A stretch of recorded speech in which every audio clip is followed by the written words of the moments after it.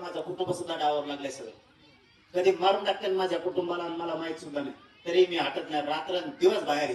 कोणाला यायचं त्याला येऊ दे, आम्ही समर्थक मराठी लढा तुला. आणि तू कोणत्या गावात राज्यातल्या प्रत्येक गावात मराठा आहे.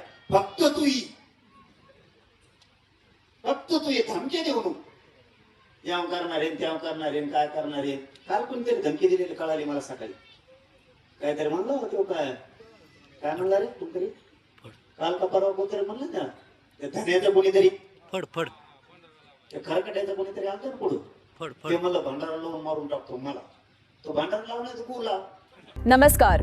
तुम्ही भंडारा लावून या नाहीतर कसं बी या, मी मरायला घाबरत नाही असं थेट आणि जाहीर विधान करत मनोज जरांगे पाटील यांनी धनंजय मुंडे यांच्या समर्थकांना स्पष्ट इशारा दिलाय. हा इशारा नेमका कशाबद्दल आहे, वाद नेमका कशामुळे पेटला आणि पुढे परिस्थिती चिघळणार का? पुढे जाण्याआधी एक विनंती करेन, तुम्हाला आमचे व्हिडिओ आवडत असतील पण अजून तुम्ही चॅनलला सबस्क्राईब केला नसेल तर चॅनलला लगेच सबस्क्राईब करून घ्या. सोलापूर जिल्ह्यातील एका कार्यक्रमादरम्यान हे वक्तव्य करण्यात आल्याची माहिती समोर आली आहे. मराठा आरक्षणाच्या मागणीसाठी राज्यभर आंदोलन उभारणारे मनोज जरांगे पाटील यांनी आपल्या भाषणात काही समर्थकांवर गंभीर टीका केली. त्यांनी असा आरोप केला की काही ठिकाणी त्यांच्या आंदोलनावर दबाव आणण्याचा प्रयत्न होत आहे, सभांमध्ये अडथळे निर्माण करण्याचा प्रयत्न केला जात आहे असंही ते म्हणाले.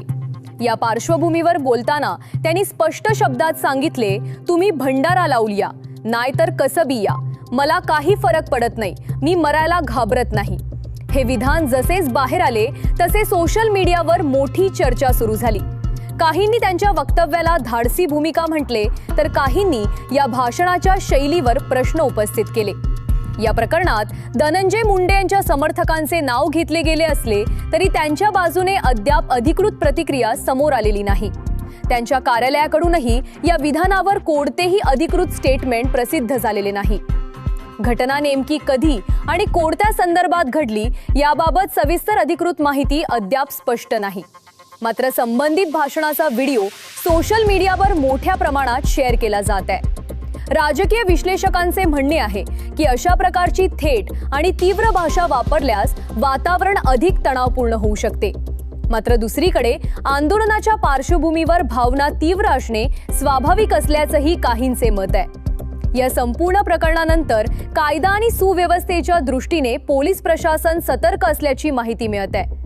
मात्र या संदर्भात कोणतीही अधिकृत कारवाई किंवा चौकशी जाहीर झालेली नाही.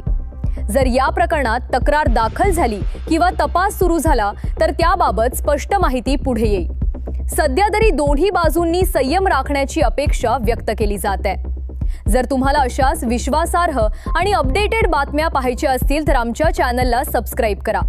या विषयावर तुमचं मत काय आहे कमेंट करून नक्की सांगा. पुन्हा भेटू एका नव्या अपडेटसह. नमस्कार.